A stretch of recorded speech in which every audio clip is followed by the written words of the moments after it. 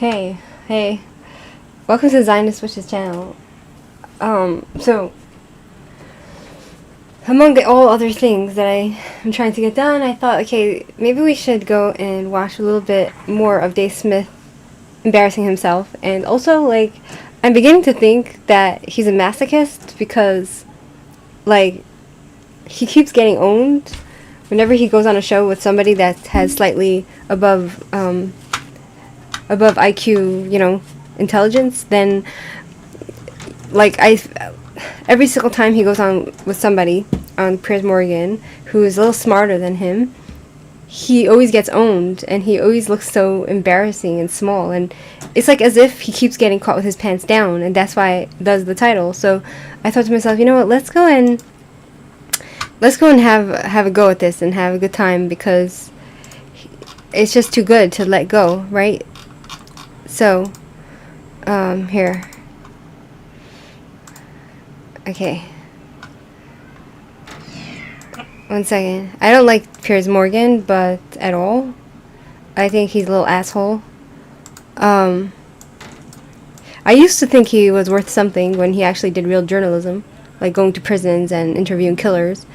But recently, he's just also, I think, trying to make a buck off of everyone else's pain. So let's go and get into it, shall we?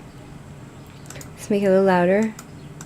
Let's make it a little faster, so we don't need to listen to it drawn out. And nothing divides opinion more than war, and wars are often both launched and ended on the strength of popular support or opposition. When the stakes are so high and the consequences are so significant, everyone... One second. Is the sound working?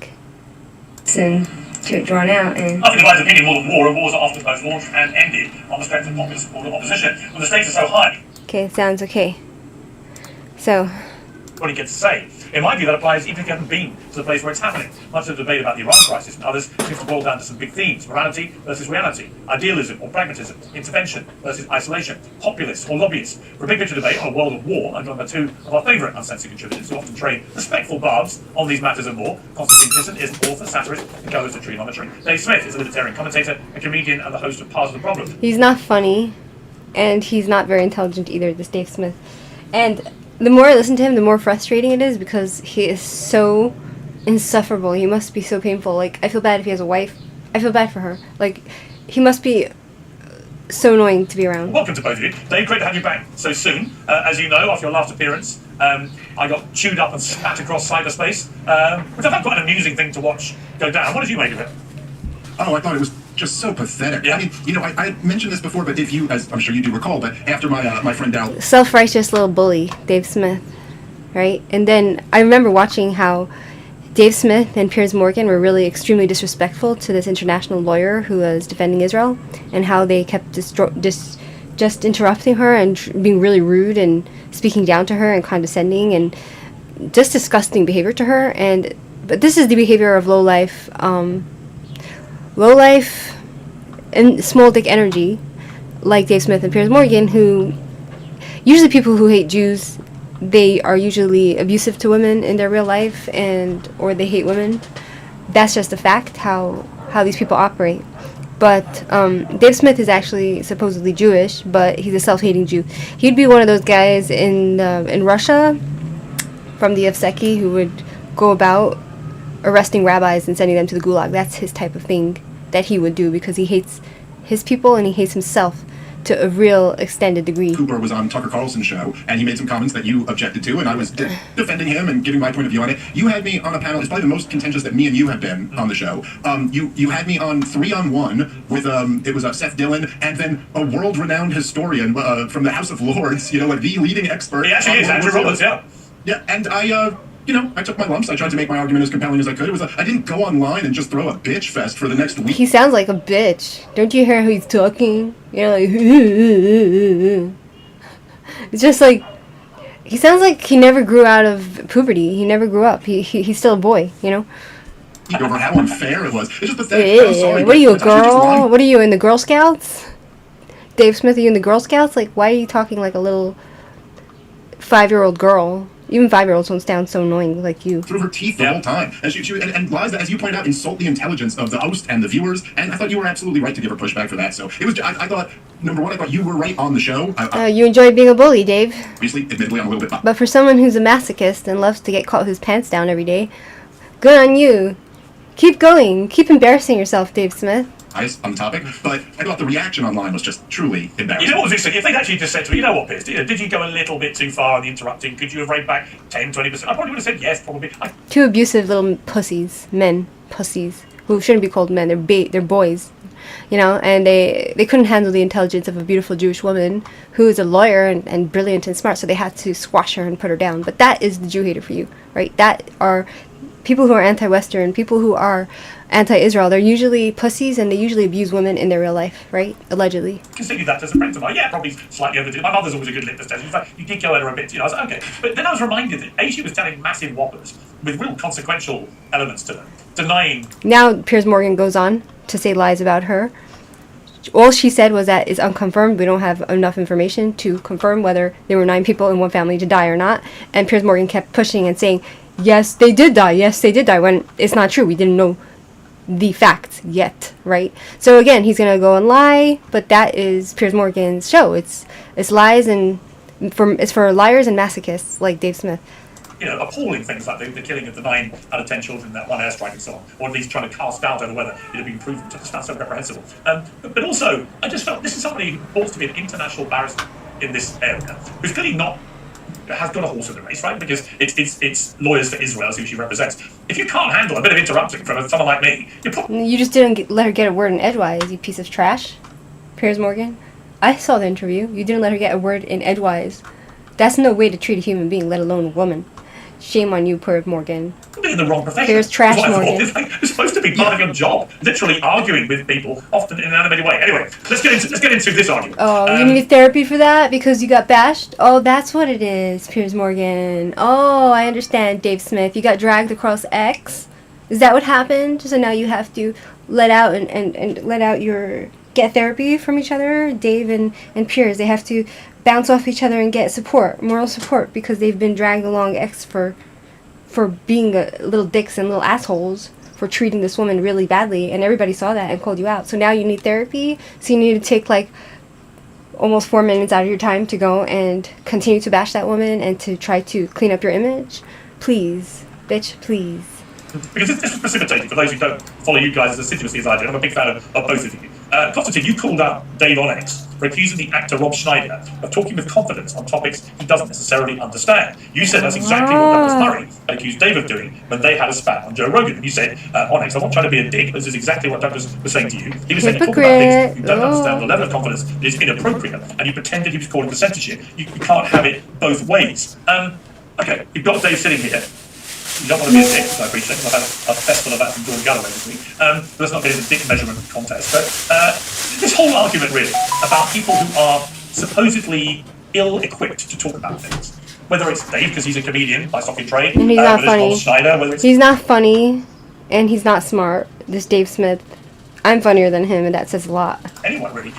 Explain where you come from on that. Well, first of all, you say it's been precipitated by this. I think the disagreements between Dave and Iran about as long as the Iran-Israel conflict, and probably longer. So we disagree on a lot of stuff. You've invited me on your show many, many times over the last year. I've always said no when talking about this stuff, because I don't consider myself an expert on these issues, which is why I've consistently turned it down. The only reason I'm here tonight, by the way, is you said to me, I'm not going on your show until you come back online, and I thought that was actually fair enough. So, particularly given that you have me here with somebody who's also not an expert, this is essentially two guys in a bar chatting about their opinions. So that's fine. However, I think the reality is that an issue of this complexity and seriousness should not be addressed by a former comedian and a current comedian. I don't really think that's the right approach. But my point to Dave is something else. My point to Dave is whenever he wants to take a shortcut and disagree with someone who's saying something that's different to him, he will resort to exactly the same thing that Douglas said to him, which is, you actually don't really know what you're talking about. You don't have the expertise to talk about this. You haven't been to the region. You haven't read enough. You haven't done this. You haven't done that. And that's exactly what Douglas was saying today. Now, you can agree or disagree with whether that's right or wrong, but the fact that Dave is violating his own standard, it seems to me to be very hypocritical. Dave, you're a rank hypocrite. Oh, he got caught with his pants down again? Let's go see how he looks when he gets caught with his pants down. Let's see how he defends himself. I'm telling you, he's a masochist. He loves to embarrass himself.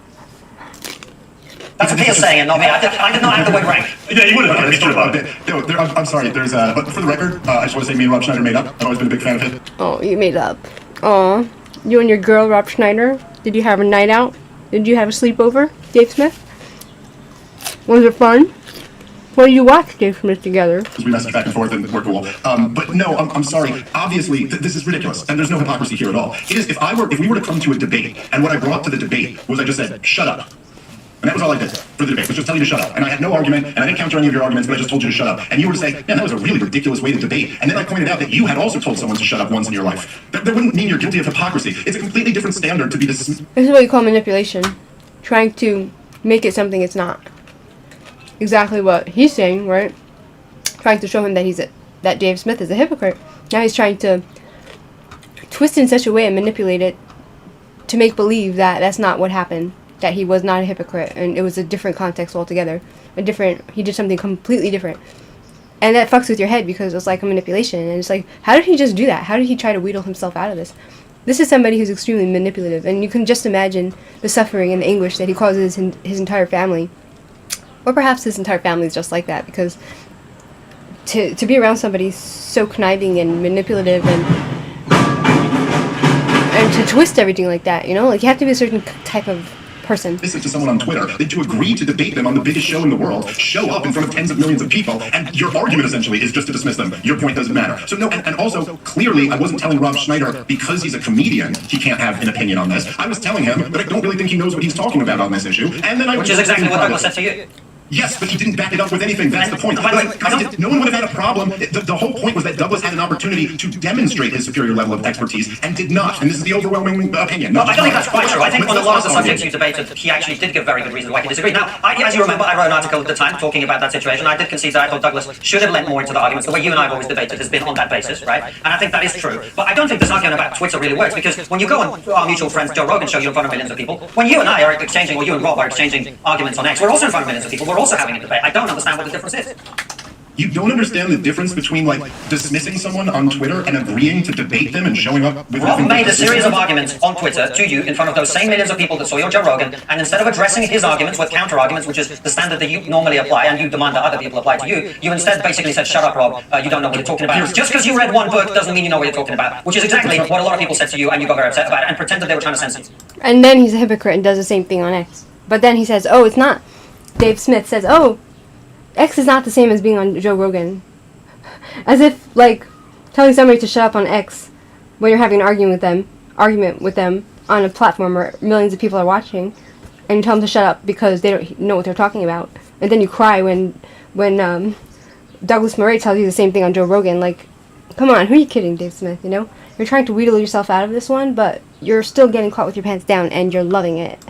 No, okay, there's a couple different things here. Number one, Pierce, as I told you, I believe, were my first appearance after the Douglas Murray. He's gonna talk such bullshit now, this Dave Smith, that even this guy, Constantine, he gets lost, he can't follow, because he's gonna talk such nonsense and bullshit that he's talking about nothing, like nobody knows exactly what he's saying. And that's the point, he's there to confuse people with stupidity, Dave Smith. Joe Rogan, and the first thing I said to you was that I go, look, there's been a lot of people who have been challenged to debates who say, I'm not going to debate that guy, he's beneath me. I've done that with other people. And then there's been people who accept and show up to the debate. I said, Douglas Murray's fatal flaw was that he did both. He accepted and then showed up and said, I'm above you, I shouldn't even be debating you, and it backfired on him. Now, as far as I'm sorry, what was your second point there? I had another response. So that was the other thing you said, Constantine? I don't remember the sequence of the points that I made. What do you mean exactly? Well, I'll tell you what, I'm going to save you both, because we've probably dealt with the element about whether you should be debating or talking about these things. You're both here to talk about that. Constantine, let me start with what you said. Donald Trump, you believe, has played an absolute blinder in the Middle East. Dave, to put it mildly, does not agree and thinks he should now be impeached for betrayal. So first of all, Constantine, why, in your estimation, has Trump played an absolute blinder? Just to put this in context, I said this, I think, on Friday. I spent that week when these initial strikes happened in Washington, D.C., and the point that I was making is, I don't think that, certainly none of the people I met in Washington, D.C. with any insider knowledge thought that Benjamin Netanyahu had ordered these strikes without at least a wink and a nod from President Trump. So President Trump is doing something that, from what I remember, he said it's between 30 and 40 times on the campaign trail, which is Iran must not be allowed to get the bomb. And he's been saying it for 15 years straight. And he's achieving that outcome while not taking any of the blame or any of the flag for it. That was the case on Friday. Obviously, the situation hasn't evolved since then, and there's now a much bigger debate. But at that time, he had absolutely played the blinder in allowing Benjamin Netanyahu and the Israeli military to achieve the military objective, while also sort of claiming that he's not involved and kind of at that time... If he now gets involved, as the jungle drum seems to be suggesting, that is a massive moment for Donald Trump, I would say. I mean, you could argue that is the most important decision he will have taken as a president, and maybe the most important decision he ever takes, if he actually starts bombing with American forces Iran. That is a massive thing to be doing. Do you think it's, as Tucker Carlson says, something that could imperil his presidency?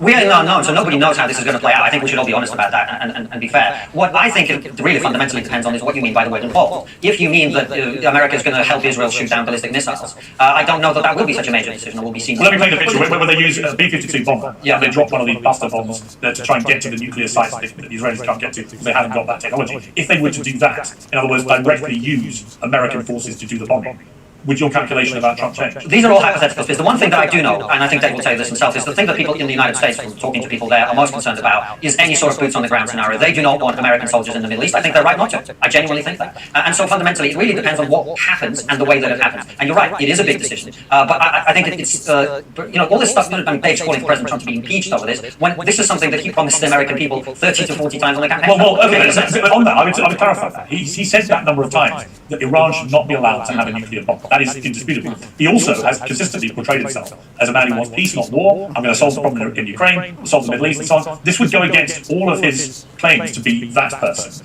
And of course, the big debate behind all this is that Tulsi Gabbard, his own director of national intelligence, the IAEA director last night, they both said in very recent times, including 24 hours ago, in the case of the atomic agency, that there is no evidence that they see that Iran is anywhere near progressing to an actual nuclear weapon. Yeah. And I think that's the key point. So I like Tulsi Gabbard. We've had her on Trigonometry. I think she's a great human being, which is why I did her the courtesy of watching the full clip of her testimony that she gave. And what she says in that testimony is that Iran is not pursuing the nuclear weapons program, but what Iran is doing is enriching uranium to 60% and beyond, which is a clear indication of their desire either to actually make nuclear weapons or to move much, much closer to a position to be able to make them. As I think they would concede from all the nuclear scientists, what they're saying is you need about 3 to 5% enriched uranium for civilian purposes. They are now enriching uranium to 60%, and by the way, this is also in the IAEA report, and no one's talking about this. They're using their 20% uranium to make 60% uranium, which is again an indicator of the fact that they're moving either towards attempting to make nuclear weapons at some point or to be in a position to do so. And that is the threat, and there is no other reason for them to be doing that. So yes, they don't have the exact bomb ready to go, but they're moving in that direction, and Israel is in a position to deal with that threat for the first time in a very long time, and I understand why they're doing it. Okay, Dave, before we get to your response to that, just explain to people why you've called what Donald Trump is doing a betrayal and why you think he should be impeached. Oh, let's hear him bitch. Well, I think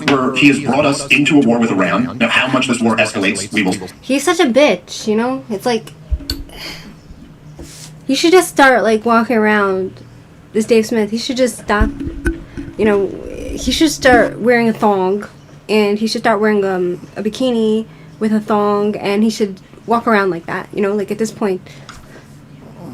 And I think that this is it is the most profoundly risky and reckless policy he could have pursued, or just about. I think this is very likely going to lead to a catastrophe, much like all of the other terror wars, including the one, Piers, that you heroically led the opposition in the UK to in 2003, of course, referring to the war in Iraq. And as you remember well, Piers, from that war, the justifications just kept constantly changing. And then when one fell away, they moved to the next one. Oh, he was in on 9/11. Okay, he wasn't in on 9/11, but he's got weapons of mass destruction. Okay, he doesn't have weapons of mass destruction, but we have to liberate the people or bring democracy. And I've already seen that it's remarkable how sped up it is. I've already seen so many of the war hawks bouncing back and forth between all of these different justifications. But of course, in the end there, all of the justifications failed. Not only did he not have weapons of mass destruction, not only was he not in on 9/11, but we also didn't liberate the people. The worst thing that ever happened to the people of Iraq was George W. Bush's war there. And as far as Iran enriching up to 60%, yes, it's true that they only need, I think, between 3 to 5% for civilian nuclear purposes, maybe something like around 20 to 25% for some medical needs. But that is what is known as a latent nuclear deterrent. There is another reason why they would have that. They want to demonstrate that they can get the bomb, but they don't have it right now to stop something like this happening. But the bottom line is that since 2007, You see, isn't that fucked up and bizarre thing to say?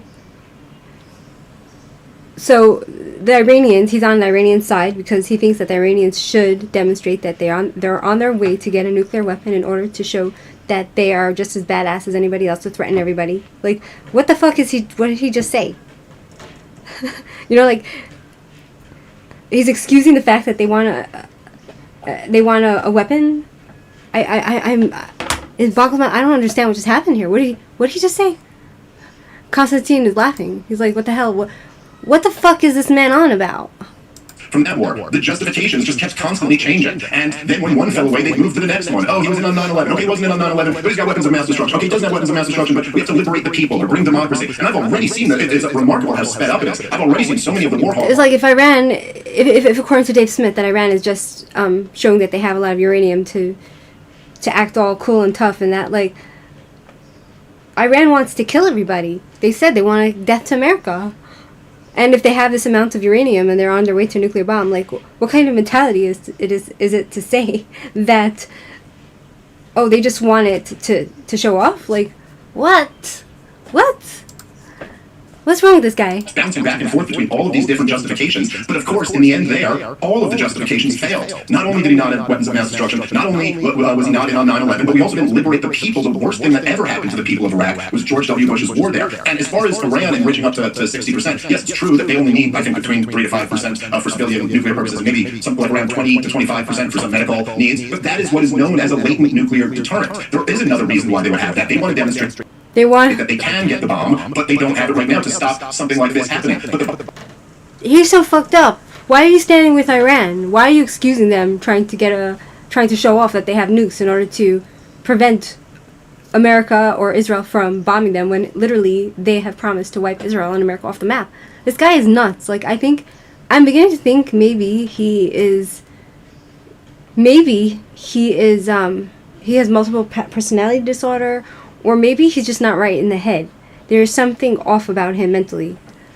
This is not normal talk. Bottom line is that since 2007, our CIA has said they don't have nuclear weapons, and they're not striving to achieve them. Tulsi Gabbard, not only in her testimony, but in the Director of National Intelligence, as her capacity serving that role, in the annual threat assessment just put out a couple months ago, reaffirmed the same thing. And so is the global community. Iran has been willing to negotiate this entire time. Really? Maybe the negotiations haven't been successful, but even Benjamin Netanyahu, in his interview with Brett Baer the other day, couldn't even manage to lie and say that they've broken out and they're pursuing. He said maybe a year. The same thing he's been saying since I was 7 years old, lying over and over and over. What the fuck is this guy on about?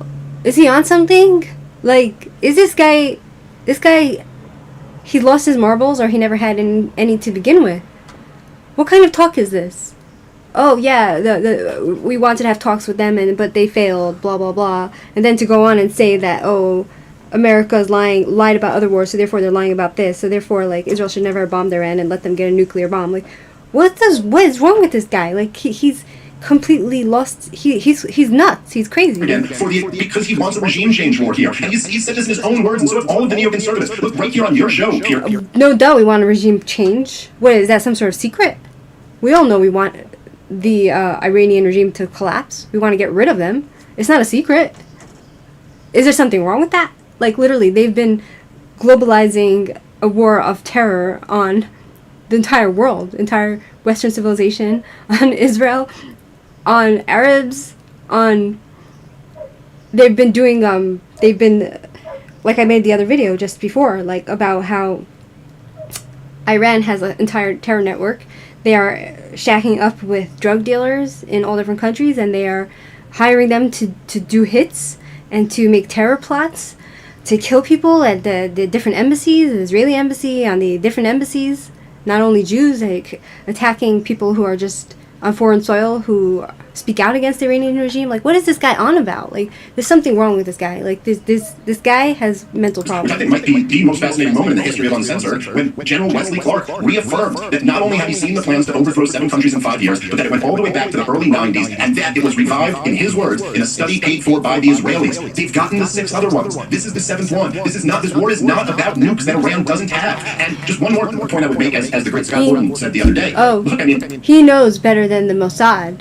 This little guy that's wearing a thong, I guarantee you, if anybody would pull his pants down, you'd see him wearing a thong. I'm telling you, I'm serious. Like, I'm literally thinking that he's probably a transvestite. Like, he probably wears women's clothes at home. Even if they were developing nukes, which they're not, Truman knew that the Soviets were developing nukes. He didn't launch an aggressive war against them for it. And Johnson knew that Mao Zedong was developing nukes. Because the Russians are not as crazy as they're not Muslims,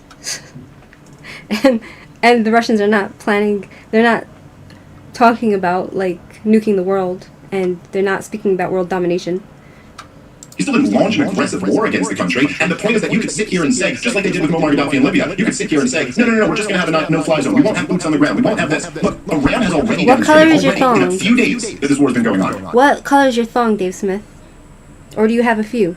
that they're more capable than all of the other countries we picked on in the terror wars. They've already hit Israel and killed people there. What's going to happen when a few Americans get killed? Hopefully this doesn't, but what's going to happen if that happens? What do you think Donald Trump's going to do? I think that is an amazingly big question. Constantine, your response to that? Well, it's fascinating. So the Iranians are willing to negotiate, but the negotiations aren't going anywhere. That's a very strange way of looking at it. Look, there's so much to address there. First of all, you've got to think about this and understand this from an Israeli perspective of the situation. A lot of people think that Israel has just launched the war in Iran. That's not how Israel sees it at all. Israel has been at war with Iran since October the 7th, when an Iranian proxy, Hamas, attacked them. On October the 8th, an Iranian proxy, Hezbollah, began to fire rockets into Israel. Then the Houthis, another Iranian proxy, began to attack shipping and also Israel. And besides for even the whole entire thing with October 7th, and besides for the terror network that Iran has in every other country, right, trying to hire druggies and mafiosis to go and carry out hits and assassinations, and besides for all that, they are at war with their own people. They are the leader of Iran, and the government is at war with the people of Iran, the regular Persian people who they go after, and they're tyrants. They kill them. Peaceful demonstrators, they shoot them up. And like a few years ago, they were demonstrating, and the government came and shot up the demonstrators and killed 1,500 people. And the women are raped systematically. The women have no rights in Iran. It's like, of course we want to take down the Iranian regime. Like, and the fact that you don't want to take it down, Dave Smith, thong wearer, the fact that you don't want to take it down, like you think it's a bad thing, it just goes to show on your values. You're an evil person. And I love that you keep humiliating yourself. Keep it going, Dave Smith. Now, what has happened since then is Israel has eliminated those threats to it. They, I was going to say decapitated Hezbollah. They dealt with the threat of Hamas, and they are now in a position to deal with the threat they've always been concerned about. Now, why is Israel so concerned about this? Well, first of all, Iran has been saying for a very long time, they don't want regime change in Israel. They want the state of Israel not to exist. Now, think about the fact that in the post-October 7th world, they cannot take the risk that they're only enriching uranium to 60% because they want to threaten to have nuclear weapons. That is not something they can do. And by the way, Piers, there's something that people don't seem to understand about. We struggle in the West. I really do think we all struggle in the West to understand the fundamentalist mindset. And let me give you an example of what the regime in Iran is like, so that we can all understand what the threat here is. After the Islamic Revolution happened in Iran in 79, the war broke out between Iran and Iraq. And in that war, Iran was at a disadvantage. It was militarily backward. It wasn't financially able to deal with that. You know what they did? They attempted to mitigate that by recruiting as many child soldiers as they could. We don't know how many because they didn't bother to count, but it's hundreds of thousands. And because some of them were too young and too weak to fight, they didn't send them to the front line. They sent them to sweep minefields with their own bodies. Yeah. That is what this regime does. Now, if those people are willing to do that to their own children, 9, 10, 11, 12-year-olds, what do you think they would do to the children of their enemies if they get a nuclear weapon, or if they get close to it, or if they're allowed to continue funding proxies around the Middle East in order to attack Israel, as they've already done? Dave Smith. Okay, can I respond to some of this, because as I always insist when I come on your show, I'm always, ironically, I get called a moral relativist when I criticize Israel, but I'm the one who's always asking for an objective standard here that we can judge all sides on. Because it's just, you can just focus on the horrible things that Iran did in the 1980 war with Iraq, which Saddam Hussein launched, and the U.S. backed Saddam Hussein as he was using chemical weapons. And So that justifies using children to walk into minefields. No, that is not what I'm saying. Okay, so what are you saying? He's going to try to, be a manipulator and twist everything. Instead of just strawmanning what I was about to say, so let me finish it. Okay, by the way, Israel never killed any children, as you know, Piers, right? They have the most... Israel is not sending its own children into minefields. It's a massive difference. Oh, so there he's trying to go, and this little dick, Dave Smith, who has a penis this big, and he's wearing a thong over it, right? Because he has to wear thong. Because and let's try to think, maybe it's filled with stars and pink and with roses, because that's just who he is, right? But now he's going to try to compare the war in Gaza by us accidentally killing children, and by we're not targeting kids, and he's going to try to compare that to the Iranians, who are intentionally taking 10-year-olds, 5-year-olds children and sending them into minefields, making them walk through it so that they can explode the minefields and die in the minefields. He's going to try to compare that to Israelis fighting a self-defensive war where there's always casualties of war. That's just the way it is, right? This is the wickedness and the evilness of this little dick, Dave Smith. And let's hope that he keeps getting humiliated and exposed for the little asshole that he is. Let me finish my point, and then you can respond to it and see if you can take it on. Now, when you sit here and say that they've been at war with Iran since October 7th because Hamas is their proxies, what exactly, proxy means that I would think you have operational control over them or something like that. Well, let me explain what I think, because I've been arguing that point in terms of understanding where Israel comes from, which is, there can be no doubt, I don't think, Dave, you would cast doubt on this, that if Iran has financially and militarily given active and sustained support for a number of years to Hezbollah, to the Houthis, and to Hamas. I mean, you wouldn't dispute that. Right. So, Pierce, then by your logic and Constantine's logic, is Israel our proxy? They just attacked Iran. Well, I would say that Israel is actually, you could well argue, given the amount of support that America gives Israel militarily and economically, yes. I think Fine. one person's ally is not a person's Can I make some points on this? Hold on. Yeah, so I think it's not proxy. Can I flesh out Dave, I'm very happy to hear Cantrell. Can I just flesh out Pierce's point a little bit, if that's okay? So, here's what we know. According to the State Department's own figures, Iran gives Hamas about $100 million a year. Latest figures. They've been funding Hamas since the early 1990s. Yahya Sinwar said in 2017 that Iran is the single biggest military and financial backer of Hamas's military wing. In September 2023, a month before October the 7th, 500 Hamas fighters and Palestinian Islamic Jihad fighters were being trained by the Islamic Revolutionary Guard abroad. I can't remember if it's in Lebanon or in Iran. And there are numerous chronicled, documented meetings between senior commanders of the Islamic Revolutionary Guard Corps and Hamas and Hezbollah fighters in the lead up to it. What do you think they were doing? Talking about world peace and swapping hummus recipes? This is something that they've been involved in very heavily, and they continue to be involved in. And Hamas and Hezbollah are the sword hanging over Israel's neck that Iran has used in order to prevent the very thing that's happening now. Okay, so to be clear here, it's an outrage that Iran has sold weapons and given money to... This is Dave Smith. Let me think about how to twist this and to make it make no sense. Let me think about how to twist this and make it make no sense. And that's a certain kind of genius, to be so stupid, to try to twist something into something that nobody understands at all. And it makes you think, like, what the fuck did he just say? Like, what the fuck did this guy just say? He makes no sense. It's like, when Biden gets up there and starts talking gibberish. Really? Like, what? What? Like, that's who Piers Morgan has on? It's an embarrassment. Hamas, and therefore Hamas is their proxy. Yet, as we all know, Piers, and me and you have discussed this, 2 weeks before October 7th, Benjamin Netanyahu sends the head of Mossad to Qatar to make sure that the funding to Hamas continues. Yet, is Hamas now a proxy of Israel? Is Israel at war with itself? Well, I think at that point, I certainly think that Benjamin Netanyahu, when this is all over, is going to have a monumental day of reckoning. Not just as a corruption, of course, but I think he's going to have a monumental day of reckoning about how he allowed this to happen on his watch, how Mossad so spectacularly dropped the ball. No one can give me a good explanation for why they can carry out this kind of attack on Hezbollah with the pages and carry out so precise an attack in Iran, but didn't apparently know that Hamas was spending 20 years building a tunnel system and didn't know 3,000 were about to pour over the border. I will never defend Netanyahu. I think he's going to be a busted flush. I suspect he sees this attack on Iran as being a chance to avoid being a busted flush for a little longer than it might have been the case. That's but there's going to be a nonsense. day of reckoning for him, and the fact that he actually... That's nonsense, bullshit. It's like, okay, Israel decided to go and give money to Hamas, right, to the Gazan people, and thinking that, oh, if they have a good life, then they won't want to attack us. So let's continue funding them. Most of the Gazans didn't have jobs because they didn't need jobs. They were very wealthy. They were sitting on the beach all day. They were doing their own thing, right? And somehow, because we were giving our enemies money to have a good life, so that, funding their high-quality lifestyles, right, where they had fancy Gucci bags and all that, somehow that is some sort of crime. Like, this mentality is so messed up. Right? It's just like, and then like, oh, when we try to, we gave them internet and everything, and somehow, right, like, that gets twisted into, oh, we're controlling their internet, we're controlling their lives, when literally, we don't have to give them internet. They could make their own internet and be self-sufficient, but somehow, us giving them internet gets twisted into this whole idea that, oh, we're controlling it, and therefore we're dominating them and controlling them through giving them internet. Like, we're being kind, giving them everything, and then we get blamed. It gets twisted, right? So this is the type of manipulation that can make someone crazy. Encourage billions of dollars to be funneled to Hamas to create a divide and rule strategy between Hamas and the Palestinian Authority has also turned out to be one of the most catastrophically wrong things that Israeli leaders could possibly have done. So that's what I think. None of this makes Hamas and Israel proxy, right? Okay, fine. Well, yeah, I mean, it's kind of by the They're not definition. the primary source of their funding support. Okay, fine. Okay, it's got to be primary, just being... Okay, fine, whatever. Anyway, the point is this, right? Obviously, right now, Israel has taken out much of the Hezbollah leadership. The Houthis have been bombed. I think there's still a bit of a problem for them. They've been absolutely leveling Gaza. And so they think this is the moment, and of course Bashar al-Assad fell as well. So now they think this is the moment for regime change in Iran. It's the same reason why people like Ben Shapiro were celebrating when Bashar al-Assad fell. Now the Shiite crescent is no longer... Bashar al-Assad was a monster. He killed 1 million of his people. Have you not seen the documentaries? How he tortured people? And then after, like, those people, they spoke about how Bashar al-Assad did all these terrible things to them, right?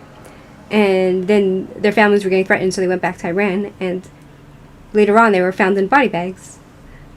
And the guy was an evil monster, so of course we should celebrate when when the regimes change. Flying weapons from Iran to Hezbollah. But I'm not an Israeli. I'm an American. I'm not cheering when the Emir of Al Qaeda takes over. Oh, you think you're an American, Dave Smith? You think that because you're American somehow that saves you from your Jewish identity? Big mistake, brah. Big mistake, brah. That's how the Jews thought in Germany. Big mistake, brah. You're trying to prove to everybody that you're more American than your Jewish identity? That's what I'm saying. Like, this guy has no self-esteem. It's embarrassing. He hates himself. He's embarrassed to be Jewish.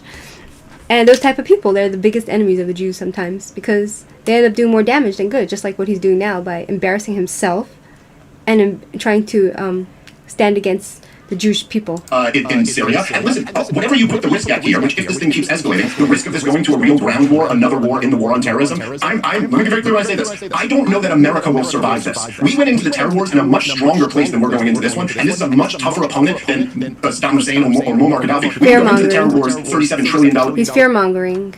He's fear-mongering now. It's like, why are you being such a wimp and a pussy? You should have an attitude of like, we're big bad ass, big brother, bad ass America. Where's your American pride?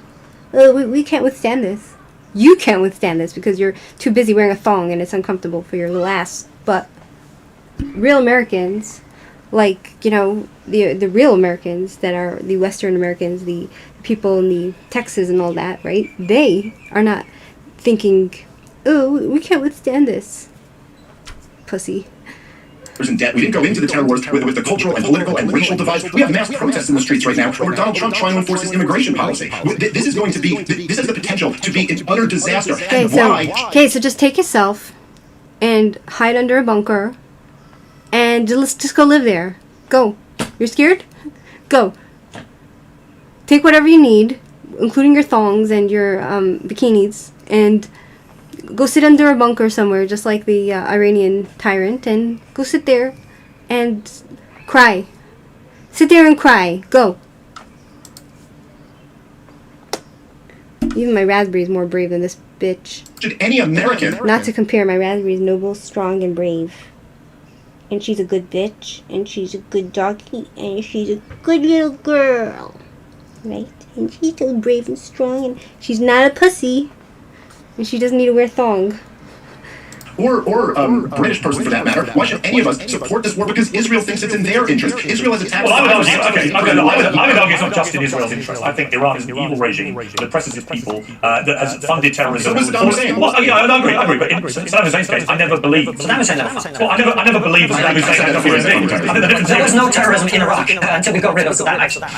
No. I'm sorry. Just to be clear, I said that before I heard Piers Morgan make that point. I was saying about being a brutally oppressive... Yeah, look, I think you can't hold any trump for this Iranian regime. I think a lot of Iranian people would agree with that. I think they would love to get rid of them. I think that Israel has every right to feel threatened by Iran's tentacles in a way that supported 3 different terror groups right on their border. I'm not saying that you're not right, but this might all backfire. I'm not saying it may not backfire. I'm just saying I do understand why Israel has decided to do it now. I think they sense that Iran's regime has never been weaker because of what's happened in Syria, because of what happened to Hezbollah. And what's been the most significant moment of the last week? Probably Hezbollah saying we're not getting involved in this, right? I mean, that to me was a very significant moment, and that may well have emboldened not just Israel to continue pummeling Iran, but also Israel threatened. Israel. Excuse me. Israel threatened Hezbollah not to get involved. And Hezbollah backed down like the pussies they really are. Well, actually, if we're ever going to deal with this regime, now is the moment. Now, that's not to say, David. We kicked Hezbollah's ass so bad that now they're scared. You know, we did the pager attack and all that, and we took them down, and now they're trembling. They're scared. Why would they want to mess with us after that? Not right. That this could all backfire horrendously. And if America gets sucked into a ground war, then it will be a complete nightmare. I don't know about that. Yes, but would you concede that if you allow Iran to enrich uranium, that also could backfire? Yes, I was about to say that. And also, I was about to say that Russia is now making pretty worrying noises that if America gets involved, it's not going to tolerate it. So you can't ignore that given what's happening in Ukraine. But yeah, I think in your point, Constantine, yes, when I saw that IAEA report, I read it, and I thought they'd gone from 3% to 6% uranium enrichment. And there's only one reason to do that. Either you take DAISY, which is they're doing that because they want to have a form of nuclear deterrent without actually having a bomb. Or if you're Israel, you're like, these people will be funding terrorism against Russia. Why do they need a nuclear deterrent for? What kind of joke is that? Like, that makes no sense. Dave Smith, he's fucked up. I don't understand his logic. Do you know what I mean? Deterrent against who? Deterrent against what? Deterrent against what? The Iranian regime wants to kill Jews. And they've been doing it for the past 2 years. What the fuck? They've gone from 3% to 60%, way more than is needed for any civilian use. Clearly, they are on a fast track here to be a nuclear power, and we cannot allow that to happen. So I do, well, let Constantine respond first. I do, that's why I do understand why Israel feels the way it does. Well, exactly, and let's be honest about something here. The three of us are sitting in comfortable air-conditioned studios on the other side of the world from the region where this is happening. We have the luxury to pontificate about the real reason that Iran is enriching uranium to near weapons grade. Israel does not have the ability to get this wrong and then go, well, I apologize, I got this one wrong, as Dave has done with President Trump. He supported him being elected, and now he's going, I got it wrong, guys, let's impeach him. Israel, if it gets this wrong, gets annihilated. They do not have the luxury of that. Now, Dave, I think the point you make about the American people, I have the greatest respect for the American people, and they should determine the course of America themselves. They elected Donald Trump, and that is the reality. No one here has found out, I think, with some history that Americans don't like being told what to do by foreigners, and I'm certainly not going to do that. It's up to the American people. I know the American people don't want boots on the ground, and neither do I, and neither do sensible people, I think. I think the extent of Americans' involvement should be to help Israel defend itself against the missile attacks, and let them get the job done themselves. I agree with you, this is Israel's war, they should prosecute it to the best of their ability, and they should deal with the threat that they face from Iran. I don't want a massive involvement of the West. I don't think that's what we need. And by the way, there's just one quick point, slightly tangential, but not just very important. For those people who care about what's happening in Ukraine, this is brilliant for Ukraine, because Iran has been one of the biggest suppliers of drugs, suicide drugs, that have been raining down in Ukrainian cities and killing civilians and military personnel there. The fact that Iran and Russia are now having to deal with the situation takes a lot of pressure off Ukraine, and it's good for that reason. All right, Dave, the one thing I was quibble with about what you said earlier was about the way that Iran's responded. They always threaten annihilation when they get attacked, right, or when they're involved in any kind of skirmish. We've heard it towards the end of last year, and nothing really happened. We've heard it again now, and yes, they've got through the Iron Dome several times. They killed some civilians in Tel Aviv. This is indisputable. So they technically have done better in terms of their revenge attack than other countries have fared against Israel. I accept that. But I also think we are far removed from seeing any kind of huge resistance coming out of Iran. In fact, what you're seeing is their bluff potentially getting called here. A lot of it has been rhetoric built on sand, literally, and that they don't actually have the military capability to even tackle a country 1/10 its size in terms of population, let alone if the United States was to get involved. So I think what you're seeing is actually the opposite of the way you characterised it. I don't think you're seeing a massive response in Iran. I think you're seeing as good as they can do, and it's not very much. Well, look, I mean, this is what remains to be seen. We don't know. But in 2007, when Dick Cheney was trying to push George W. Bush into war with Iran, it was the Pentagon who stopped George W. Bush from doing it. And it was them who said that we do not have escalation dominance over Iran, essentially meaning that we have, we still have thousands of troops in Iraq right now. We have bases and embassies all throughout the region that they can touch. Now, okay, so if you're so worried, Dave Smith, then go enlist. Enlist in the army. Don't, in the army you can't bring along your thongs, because that's just weird. But, enlist. But no, you're not. Because, you know why? Because you want to sit in you want to go and hide under somewhere, under the bunker, and with your women's clothes. And you want to cry there you want to, curl in a ball, right? And go and cry. And say, oh, we can't do anything. We're weak. No, you're weak, bitch. America's a very strong country. We'll see, I guess we're going to play this game. I guess we're going to play this incredibly risky game. High risk. For no reason, essentially, from the United States of America's interest. And, look, this stuff, I'm sorry, I just find this to be too ridiculous. All of the intelligence is saying that they don't have nuclear weapons and they're not pursuing nuclear weapons. There is one country, one government in the Middle East that is not a member of the non-proliferation treaties that has nuclear weapons secretly. And it ain't Iran, it's Israel. I mean, it's so ridiculous. Well, I agree, it's absurd, as you know. We're the inventor of the bomb, you nutcase. Oppenheimer was a Jew, you freaking lunatic. And like many people say, we don't use our nukes to threaten people, to annihilate them. We're not like that. America has nukes, and we have nukes, and we don't use it to threaten the world. So what's your point, small dick, thong wearer Dave Smith? I agree.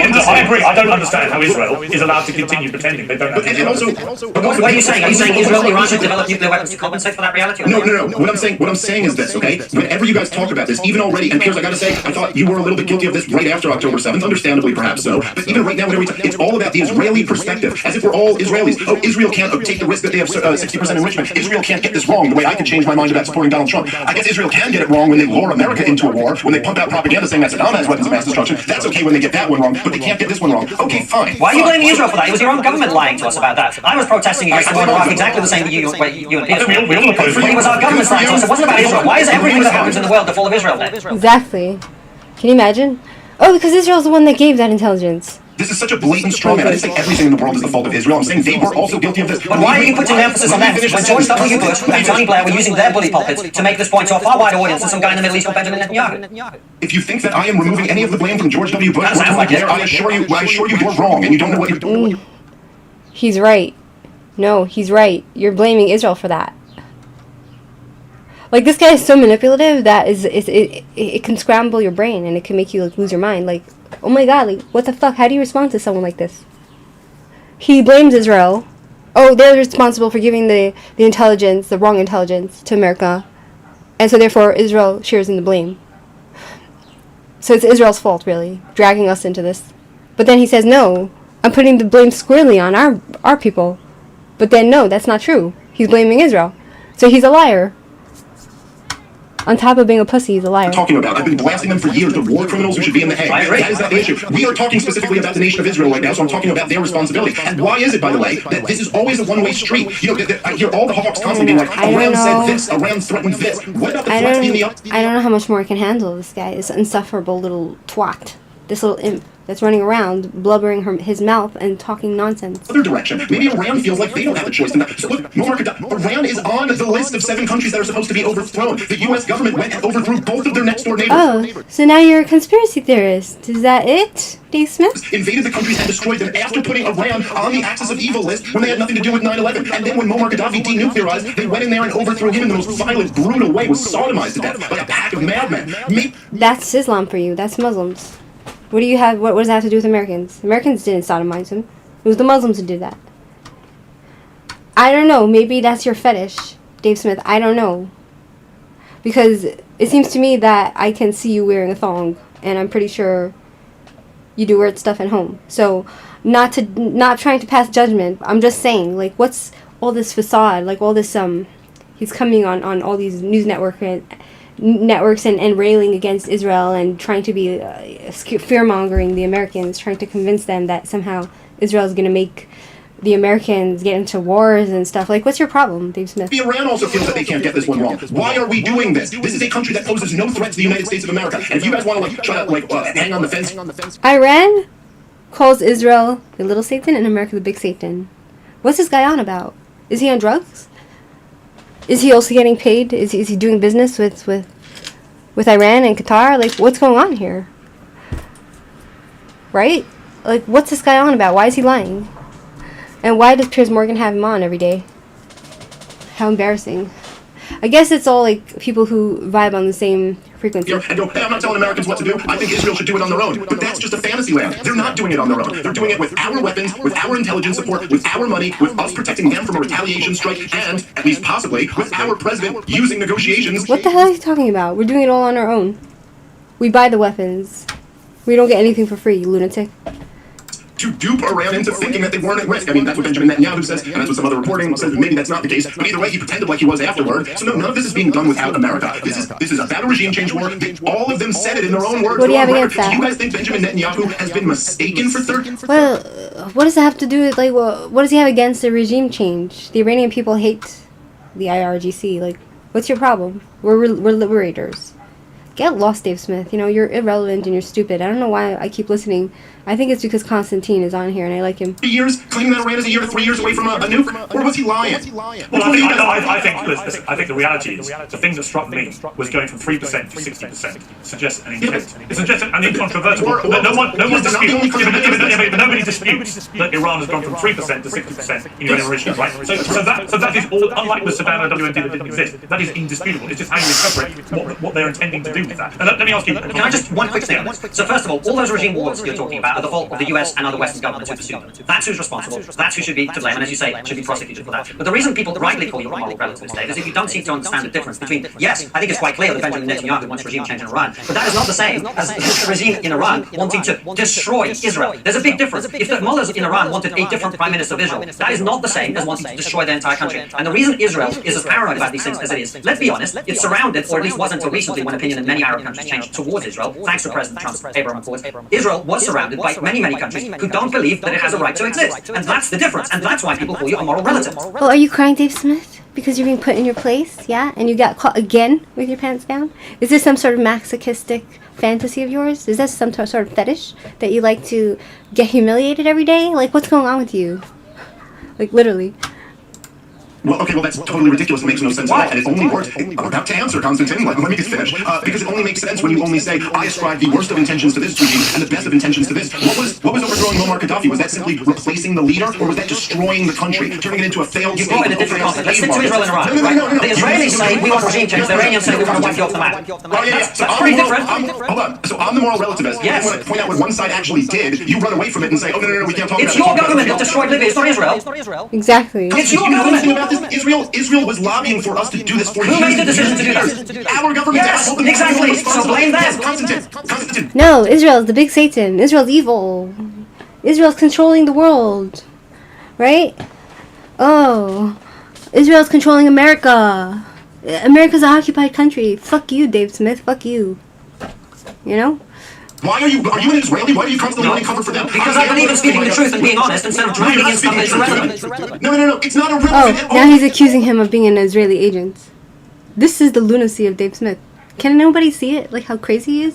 He's insane.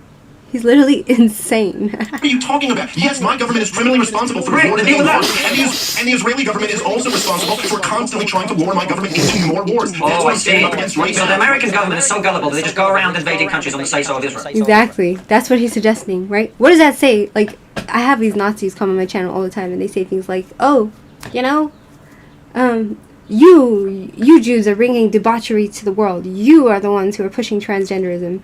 You are the one who's making everybody gay in Europe.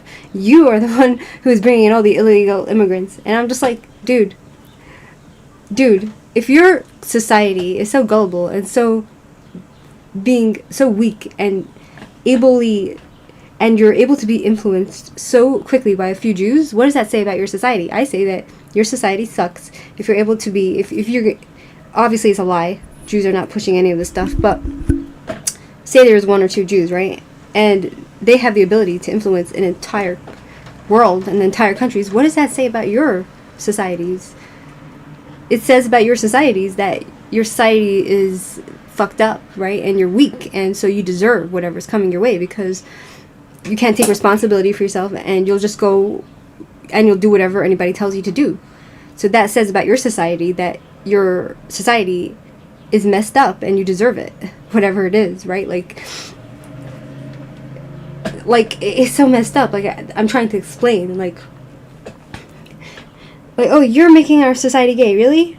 So one or two Jews has the ability to make your entire Europe gay, everybody gay. One or two Jewish people, they suggest for people to be gay, right? And then the entire Europe decides to become gay.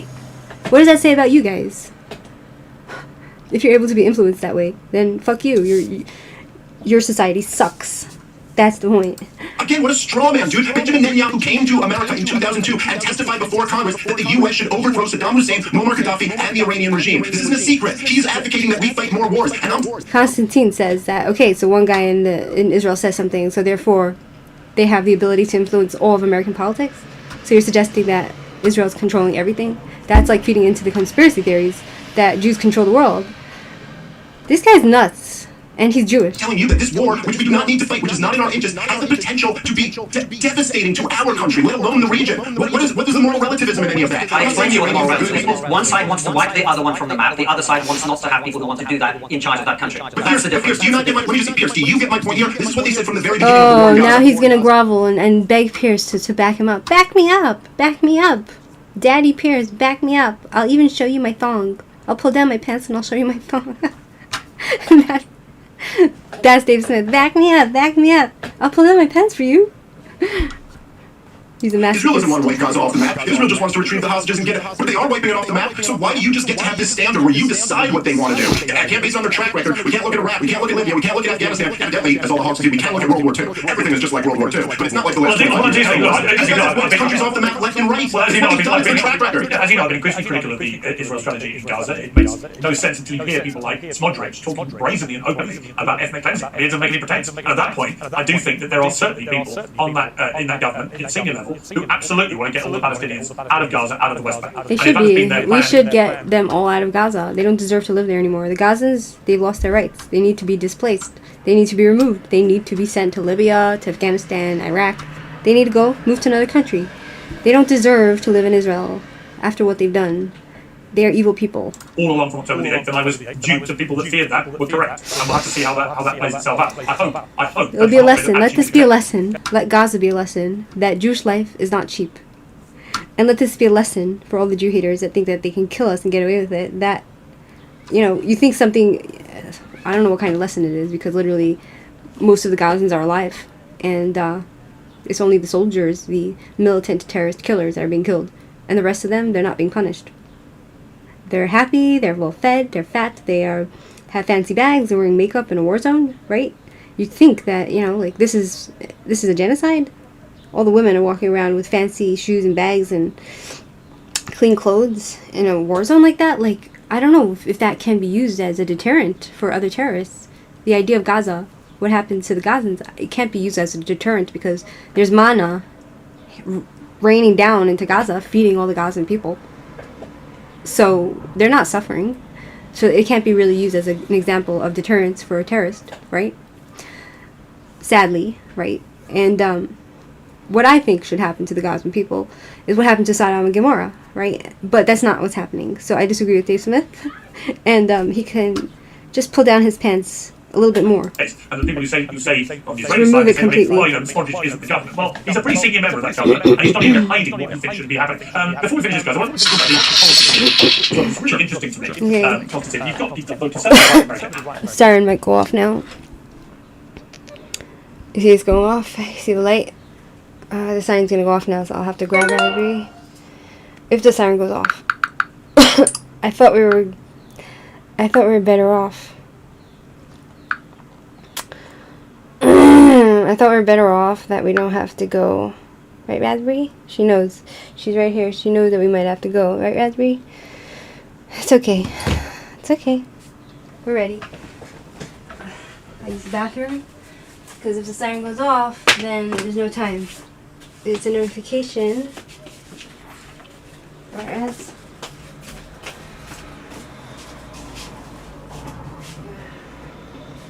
We're going to go if the siren goes off. Okay, Raspberry?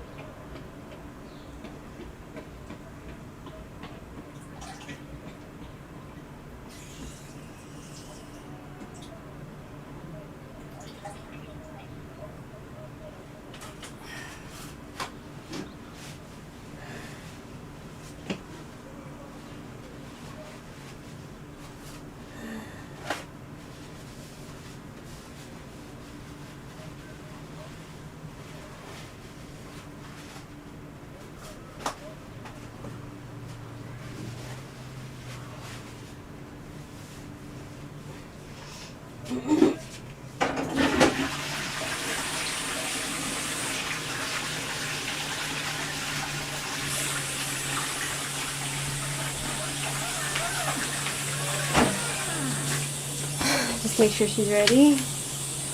In case.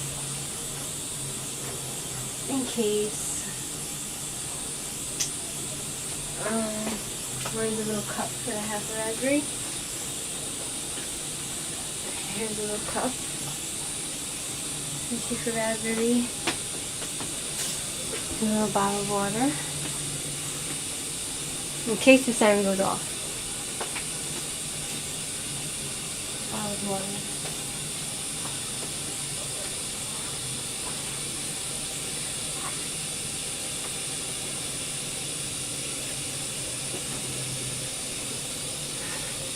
Drink.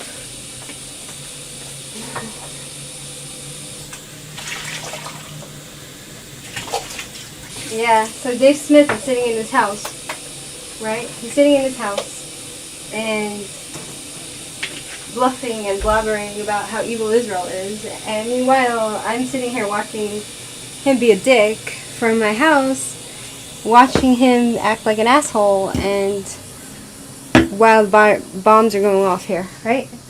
That's the different reality we live in. He lives in comfort. He lives in comfort, and he's lecturing from his toilet and from his house, his comfortable house, which is maybe doing business with Qatar or getting gifted homes to speak out against Israel.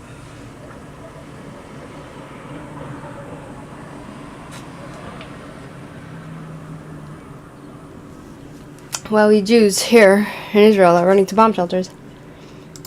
You know?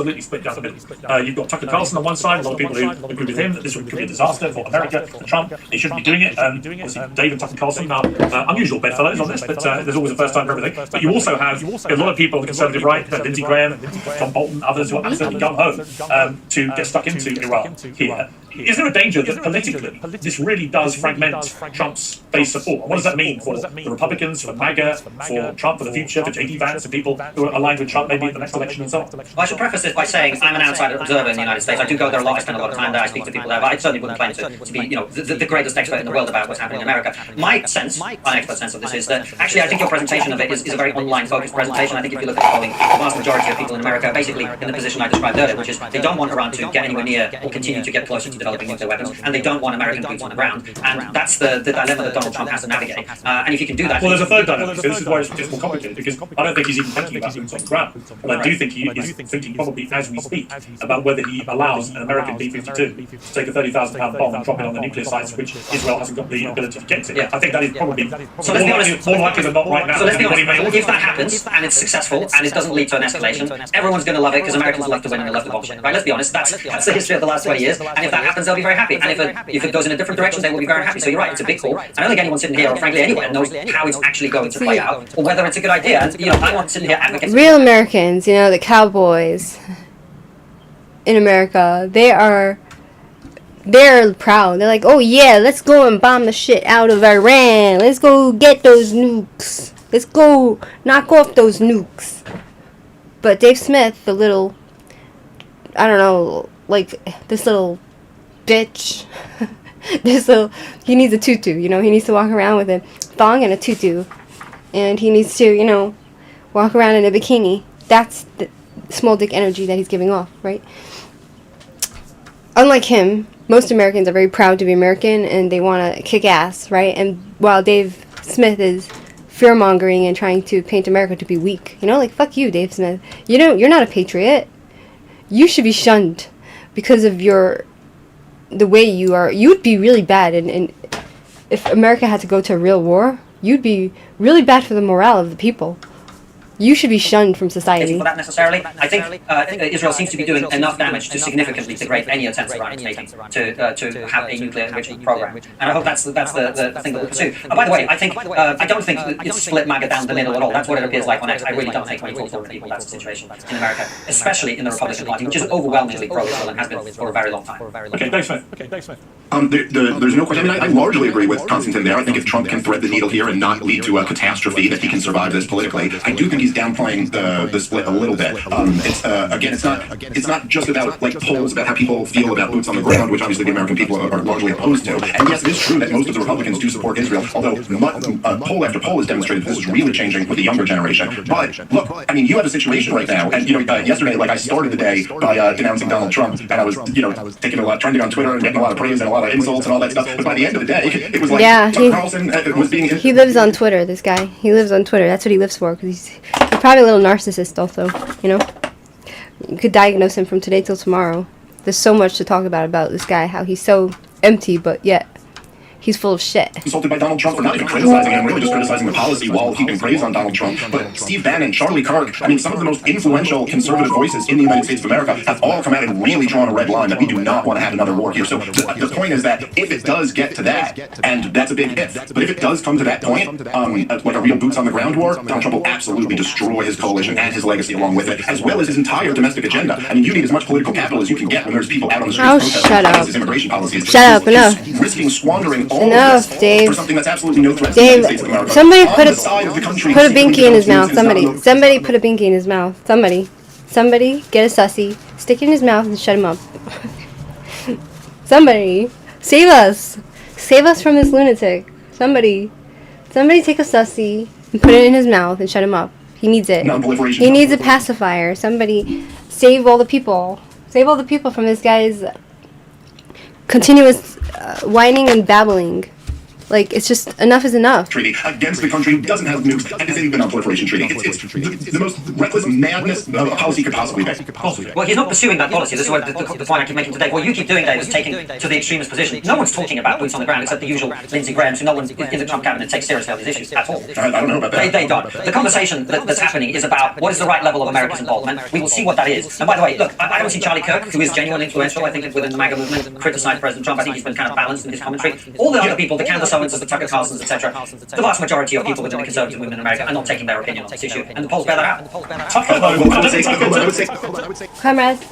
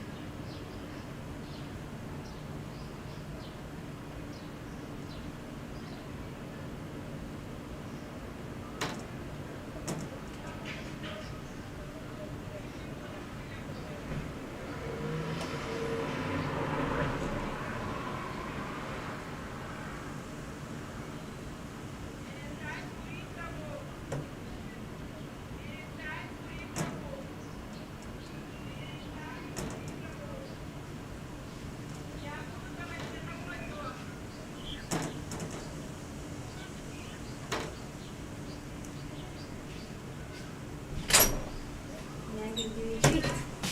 Can you listen so nicely? Can you listen so nicely?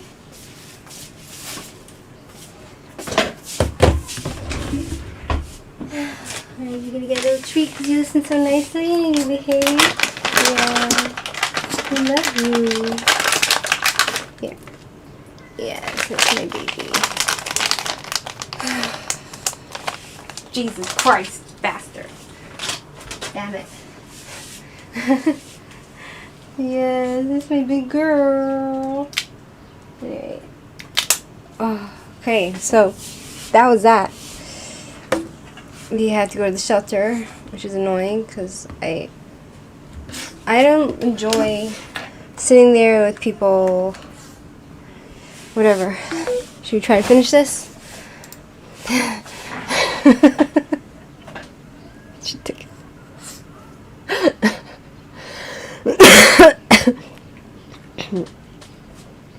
I don't really enjoy going to the shelter with my neighbors. They're very nice people, really, really good people. I just don't like to be. It's annoying. I'd rather do my own thing.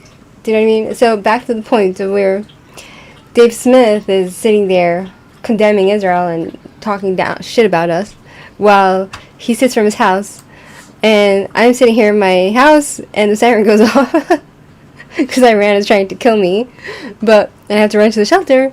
But he doesn't care about that because, you know, he's too busy with his thong, playing with his thongs to really understand or care about other people. You know, huge audiences. I'm not saying they don't have huge audiences, but I'm saying a lot of those audiences are not within the conservative. But when Tucker chewed up Ted Cruz, for example, and did it pretty skillfully, I have to say, made Cruz look pretty ill-informed about Iran. That's got a massive amount of mainstream media attention today. Yeah, I think that you can't ignore it. It's interesting to me, look at the split, because the MAGA names against Trump, Candace Owens, you, Dave, Audrey Taylor-Greene, Alex Jones, Matt Walsh, Tucker Carlson, then you've got the ones for Charlie Kirk's been pretty balanced, like I said, Lindsey Graham, Ben Shapiro, Dave Rubin, Mark Levine. I mean, I've not seen that kind of split on many issues, and this is potentially the biggest issue of all. Can I just be responding to what Konstantin just said, because I thought I made this point pretty clear at the beginning, but let me try to make it clear. You can sit here and say nobody's talking about boots on the ground all you want to. This whole thing is about a regime change, and all of the major players have admitted this in their own words. Even Benjamin Netanyahu wasn't saying that Iran was on the cusp of having nuclear weapons. We're gonna take out Khomeini. What are you saying? Of course we're gonna take him out. What are you, stupid? And the Iranian people, the Persians, they're sending messages of love to Israel, and they're thanking us. Because just like Cyrus the Great helped redeem the Jews and send us back to Israel and rebuild their temple, right? Now we're paying them back we're basically freeing them from bondage from a tyrannical, evil ruler. So why are you whimpering and whining, Dave Smith? Is your thong starting to hurt you? It could be regime change, as we saw in Syria towards the end of last year in December, when after a long and bloody and awful civil war, suddenly the downfall of Assad happened incredibly quickly, and it didn't involve boots on the ground in any conventional sense. It involved actual Syrian boots from civilians. That's right. So that's why I see, I don't think it can be ruled out that if enough Iranian people feel that their regime has been humiliated, has actually been exposed for not being able to hit back in the way they've always vowed to, feel that they're weak and disgraced and so on, why couldn't there be an uprising like we saw in Syria at the end of last year? I don't think it can be ruled out. Well, I mean, listen, so just to be clear, because you are right about that. There are the models like Libya and Syria where it didn't require long occupations and nation building, and all you got was a failed state with open-air slave markets, a massive refugee crisis into Europe, and now you have Al-Qaeda in charge of Syria. And excuse me, as an American, my beef is with Al-Qaeda. What are you talking about? You like Al-Qaeda, Dave. Who are you kidding? He is not behaving like a member of Al-Qaeda. Now he's the leader of the country. He appears to be. Oh, so that's I'm not taking anything. All right. I don't take any. As Donald Trump once said, I don't trust anyone. Right? So let's see. I'm not saying trust. Let's see how he plays trust. Hold on. Piers, I'm not saying trust. This man was fighting against America in the I know his history. killing our boys. I know, So why am I supposed to care about? No, but then Nelson Mandela was on the UK's prescribed terrorist list under Margaret Thatcher, and went on to become one of the greatest people in history, and led his country to a more unified place. In other words, Trump is taking a bet. This new leader in Syria actually is a reformed character, and certainly so far you would have to say he's ISIS. What do you think? The Syrian guy, Jelani, he's ISIS. He chopped people's heads off and stuff. He just wants to. It's a classic Islamic ploy to pretend to be your friend and to try to get power and all that. Once they solidify themselves and create a powerful army, that's when they come after you. the people they promise to be your friend, right? And then they kill you, stab you in the back. That's Islam. That the signs are reasonably encouraging, given the apocalyptic feelings that some people had, that he would simply be Mr. Al-Qaeda presiding over complete mayhem. One thing is worth adding, by the way, of this is that Iran has a history.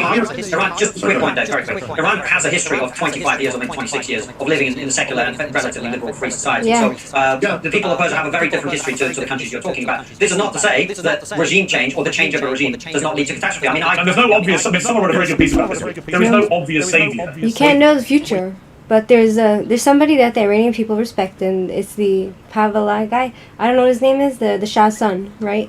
They want him to come back and reform a government, to make a new government. So there's hope. Other than the Shah's son, who is a quite divisive character. I mean, you might like him personally, but divisive character. But there's no like Mandela figure that you could point to and say he's waiting in the wings to potentially come and rescue Iran. That has, so far, I don't even understand why this Dave Smith is having.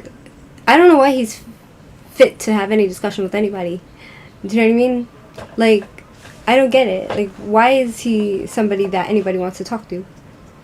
He's insufferable. He's stupid. He doesn't know anything, right? And he's sitting from his home criticizing everybody and everything while he plays with his thongs. I wonder which color he's wearing today. I don't know. I'm just asking questions. Can I just make a couple quick points on this? Okay, so like number one, we launched 25 years of what are dubbed forever wars on the justification that Al-Qaeda came over here and murdered innocent American citizens. And now I'm supposed to make up with Al-Qaeda and forgive them for that because he put on a three-piece suit while I focus on Israel's enemies? I just find this to be like a crazy act. Kiss and make up. What's your problem? You love the tyrants. You like the Iranian regime. You don't want them to fall. You're standing up for them, Davey. So then, stop pretending that you have any morals. You don't have morals. Ask of the American people, and then, you know, look, it's really easy to sit here and say, oh yeah, they have a strong tradition of liberalism, and everything's going to work out this time. For the first time, we're going to have a regime change that's going to work out really smoothly. Iran is so weak, the people hate them so much. This regime has been in power since 1979. This guy's going to have to eat his hat soon. Spending the vast majority If not his thongs. of that time, having the most powerful governments in the history of the world, hell-bent on ousting this regime, and they've survived this long. Maybe you guys are right this time, but you know, Pierce, come on, man. I mean, you remember the mission accomplished banners. You remember when they had the first elections in Iraq and even fooled Jon Stewart, and he was celebrating, oh, I guess George W. Bush was right. And then we went on to the most brutal and bloody 8 years of civil war that saw 1 million innocent people die. The country absolutely destroyed, massive displacements and horror stories. And so, you know, it's like, I don't know if you guys have noticed this, and maybe it'll make you a little bit uncomfortable, but the amount of people celebrating this thing 4 or 5 days into it, like, oh my God, Israel took out all their targets. Look how easy it was. We've been here before. I've seen this movie. I'll be honest with you, Dave.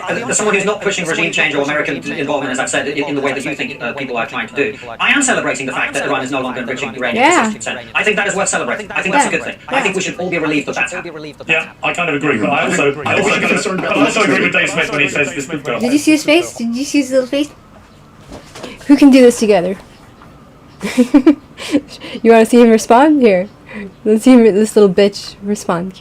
I've seen this movie. I'll be honest with you, Dave. As someone who's not pushing regime change or American involvement, as I said, in the way that you think people are trying to do, I am celebrating the fact that Iran is no longer Dave Smith's face now. enriching uranium to 60%. I think that is worth celebrating. I think that's a good thing. I think we should all be relieved that that's happening. And Piers agrees with him. And again, Dave Smith's pants are found to be pulled down. It's embarrassing at this point. Yeah, I kind of agree, but I also agree with Dave Smith when he says this could go horribly wrong. But that's what we're all saying. I'm saying that too. Yeah, I agree. This is war. No one knows how it's going to turn out exactly. I agree. I mean, I've gone as far as saying I think that unlike the Iraq War in 2003, Dave Smith, Davey.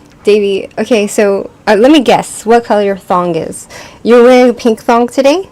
Tomorrow you'll wear sparkly purple. Oh, and while you sit there and cry about, not starting any wars, you know, and while you cry there and sit there as if you know everything, I'm telling you, Dave Smith, pull up your pants, get the hell out of here, and shut your mouth, okay? Because you're embarrassing yourself, coming from a Jew in Israel that just had to run to a bomb shelter. So fuck you, Dave Smith.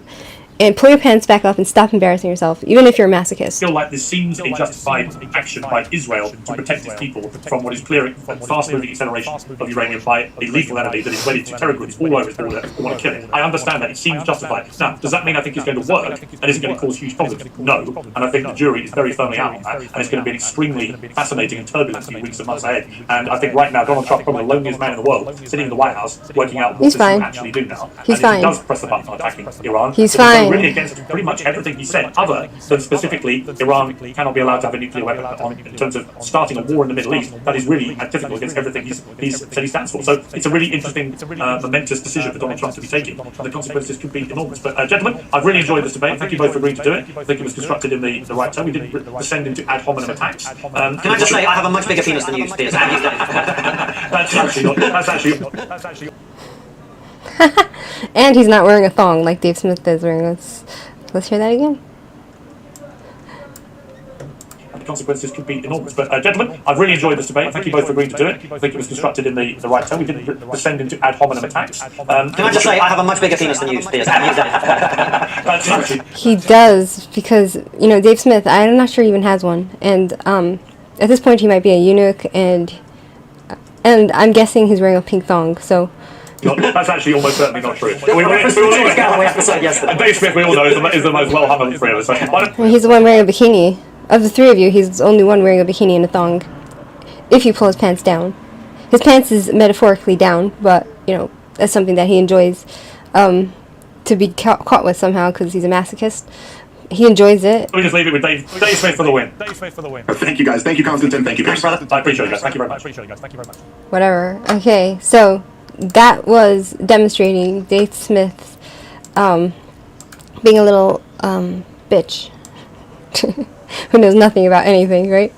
I don't know if any of you were here before, but basically the siren went off midstream and I had to run to the bomb shelter. I got a notification, and because Iran is sending missiles here, and you know,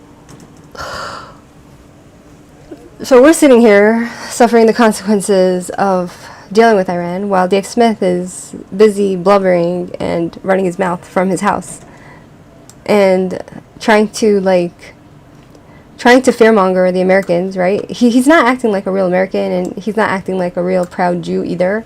He's an embarrassment to himself, to society, to his family. And at this point, I'm just like, I don't know if Dave Smith actually wants his pants to stay up. I think he just enjoys humiliation. I don't know what it is. It's embarrassment, it's humiliation, it's being caught, literally. Anyway, that was intense. Being in the shelter, in the bomb shelter, that was intense, and I just hope that this war ends really soon, and, you know, I hope that soon Dave Smith is going to have to eat his hat and his thong, because he's going to be wrong about everything, and as somebody who's a Jew and proud and a nationalist, I could tell him that he should stop calling himself a Jew, and he should stop embarrassing himself and his family and other Jews, because that's not the way Jews are supposed to behave. And he should stop calling himself an American, because he's acting very un-American by licking the boots of the tyrants of Iran. You know what I'm saying? He should go and take off his thong and pull up his pants. We'll end with that. With that, my friends, have a great day, and feel free to subscribe or to unsubscribe. Feel free to not like or not to like. Feel free to comment. I did reading, which the mic didn't work so well on my other channel, on Tucker and Candace, if they're getting paid by Iran, so you can go look there if you want. Have a great day. Bye.